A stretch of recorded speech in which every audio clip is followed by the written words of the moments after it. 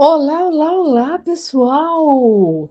Espero que todos estejam bem com a graça de Deus. Pessoal, nós estamos estudando juntinhos o Evangelho segundo o Espiritismo, decodificado por Allan Kardec. E hoje vamos dar continuidade a mais um episódio desse Evangelho. Nós estamos no capítulo 8 do Evangelho. Bem-aventurados os puros de coração. Quem são os puros de coração mesmo? Aqueles que têm ali a humildade, aqueles que sabem que têm sempre o que aprender, que têm sempre como buscar conhecimento, que nós temos sempre que aprender e buscarmos o conhecimento e não nos colocarmos como todo-poderoso, a toda-poderosa. Sei tudo, não tenho nada a aprender, não preciso de nada. É aquele que tem a simplicidade do coração e que está disposto a ter a boa vontade de buscar os conhecimentos que Jesus nos trouxe, né? E nesse capítulo nós já vimos várias passagens e agora estamos aqui na verdadeira pureza, mãos não lavadas. No último encontro que tivemos, nós vimos que mãos não lavadas é porque os fariseus cobravam, perguntavam a Jesus por quê?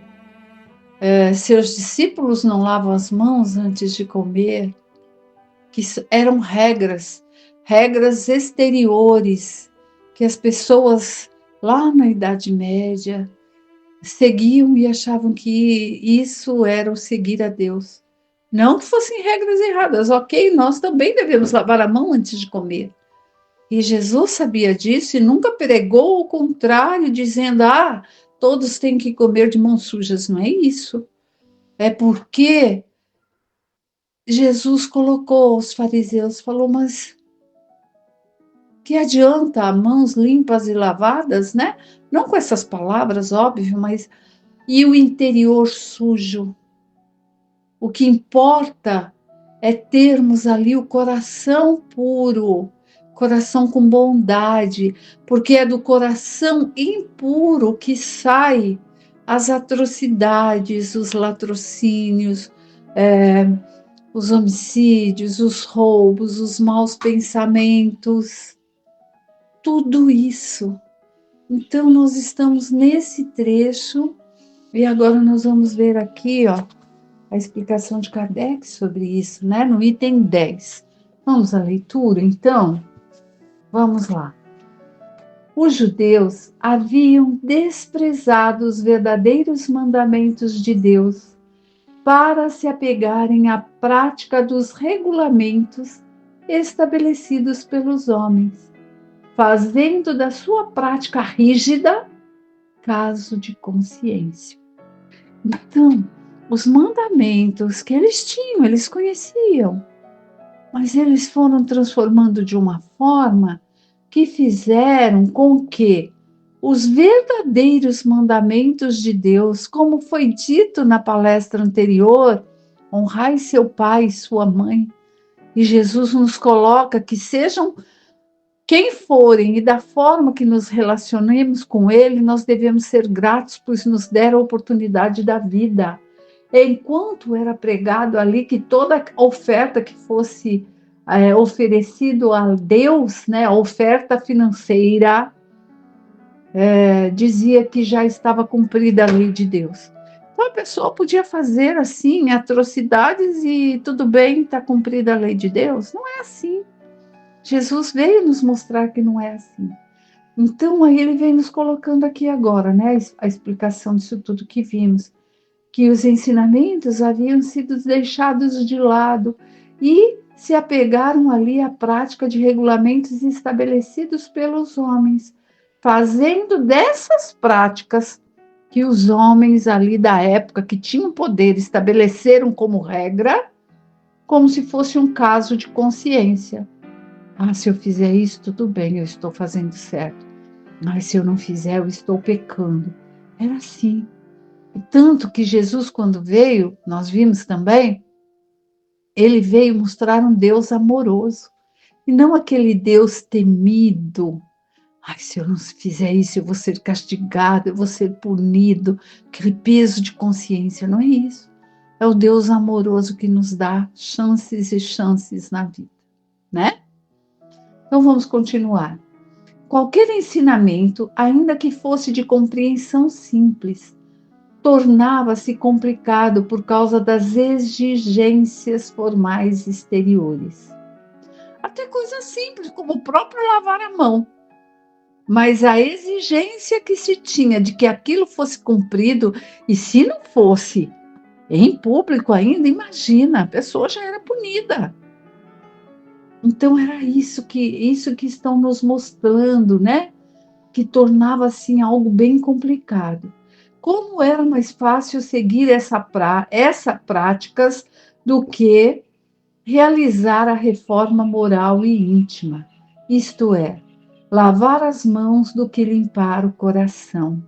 Os homens se iludiam a si mesmos e acreditavam que estavam quites com Deus. É isso, a troca que os homens, não foi Deus que fez, os homens, de acordo com o que lhes convinha então na época que para o bem da sociedade eu vou impor regras rígidas ali, simples, mas rígidas, e eles vão achar que fazendo isso vão estar cumprindo com a lei de Deus. E vai saber se quem impunha essa regra não acreditava poder estar, de alguma forma, acreditando nisso. Não, não posso julgar, né? Aprendi isso com o Espiritismo. E o povo acabava fazendo e seguindo, todos ali. Mas por quê? É muito mais simples. Se eu tiver uma índole rancorosa, de maledicência, eu sair falando mal da vizinha, de outra pessoa, e tudo bem, eu lavo a mão antes de comer, eu estou quite com Deus, eu estou seguindo a regra que me foi imposta. Por quê? Porque limpar o coração, como estar aqui, é mais difícil. Se eu trago más índoles dentro de mim, maus pensamentos, eu tenho má atitude. E é difícil eu me limpar disso. Muito mais difícil do que tomar um banho, do que lavar a mão, do que usar véu para ir na igreja, que existia antigamente, nem sei, hoje em dia acho que nem ninguém mais usa, mas quando eu era criança ainda era assim. E ai de quem esquecesse, era falta de respeito entrar na casa do pai sem o véu. Bom, é umas coisas, isso é o que eu estou lembrando, mas aqui nós estamos lendo sobre a Idade Média. Eu nasci lá em 1961. E lembro do meu tempo de criança de participar da igreja. Minha mãe não ia na igreja sem véu, as mulheres usavam.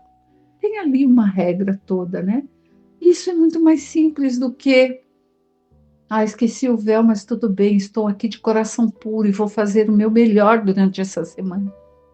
São, são ensinamentos que vêm sendo colocados e precisam ser colocados até hoje, né? Outra coisa que eu me lembro, ninguém ia para a igreja com calça comprida. Quando eu era criança, as mulheres não usavam. Começou ali, depois de eu já devia ter o quê? Uns 8, 10 anos, quando começou-se a usar calça comprida. As mais ousadas, porque na casa do meu avô, filhas dele não podiam usar calça comprida. Minha mãe se casou e acho que começou antes de 61, porque eu nasci em 61, e minha mãe, ela se casou acho que 2 anos antes, um ano e pouco antes de eu nascer, e ela contava que no primeiro dia que foi na casa do meu avô, uma semana depois do casamento, com meu pai, ela foi de calça comprida, e meu avô ficou louco. chamou meu pai e falou: o que é isso? Você vai deixar sua mulher ser chamada de tantantã? Isso não se pode. Então eram regras. Mas na igreja ela ia de saia ou vestido, porque era o que a sociedade cobrava. Não é Deus, Deus não está vendo como é que estamos trajados, né? E tinha todo um repertório bem grande em relação a isso, e que agora me veio na lembrança, assim, como se eu estivesse voltando na infância e vendo minha mãe, minha tia, indo para a igreja, como iam. São regras impostas, né? Mas que é muito mais fácil do que a mudança. Acomodavam-se assim as práticas exteriores, continuando a ser como eram, já que era-lhes ensinado que Deus não pediria mais nada do que isso. Também tinha essa. Não é que tinha que ter os hábitos de higiene, seguir algum ritual e pronto. Não é assim. Não. Que ensinasse que tivesse hábitos de higiene, fizesse sei lá o que for, mas que tinha que se melhorar. Só segue isso e pronto, tá quite com Deus.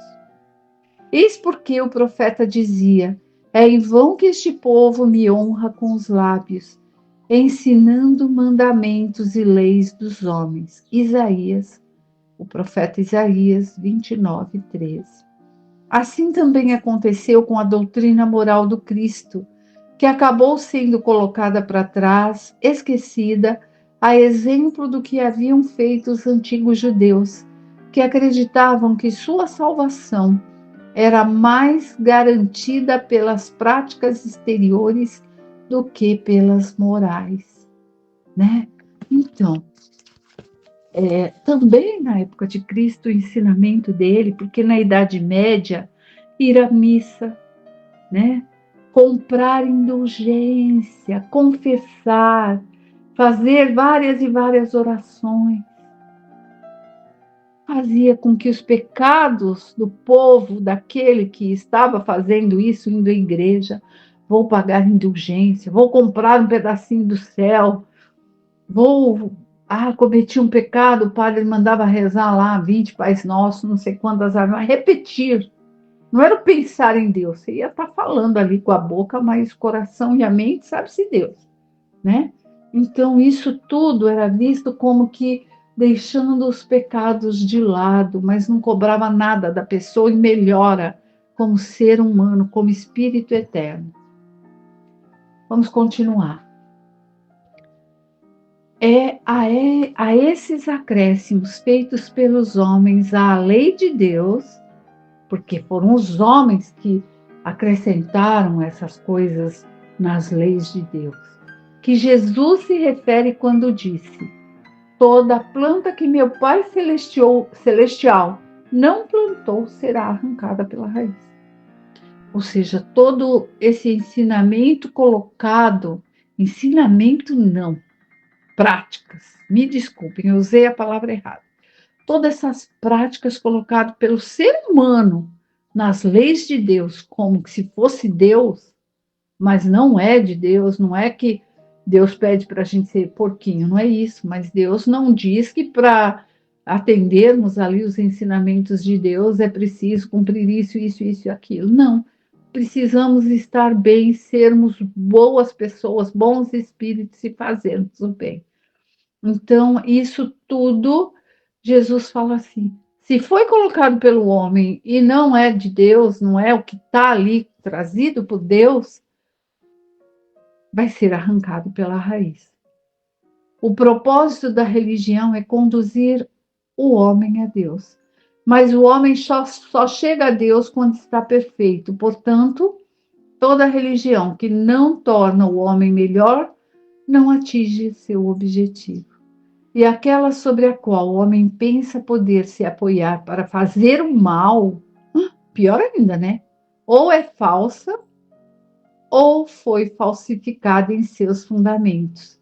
E é esse o resultado a que chegam todas aquelas em que a forma se impõe ao fundo.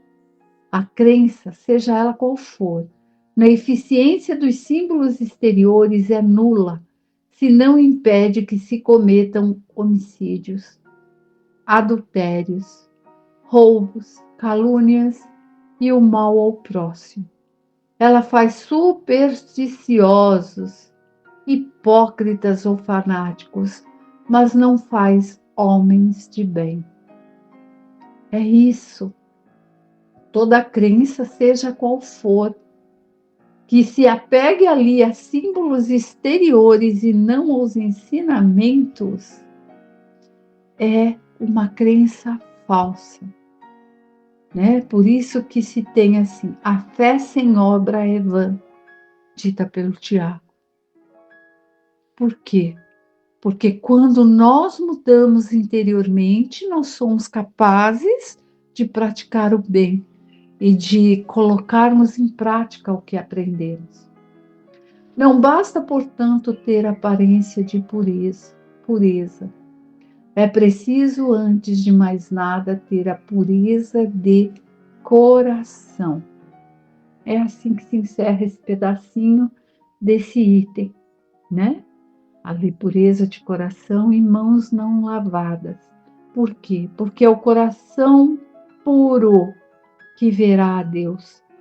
Portanto, meus amigos queridos, que trabalhemos para nos melhorar, não é?